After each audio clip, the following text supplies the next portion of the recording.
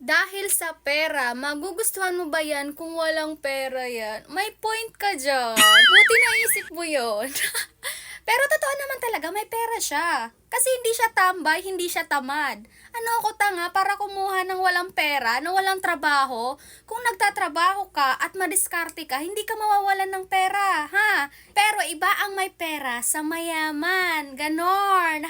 Pero unahan na kita, hindi kami mayaman. Mayabang lang. Pero magpapayaman pa lang kami na magkasama. Tsaka eto ha, aanhin mo yung pera kung hindi ka naman tinatrato ng tama, hindi ka minamahal, hindi ka pinapahalagahan, hindi ka nirerespeto.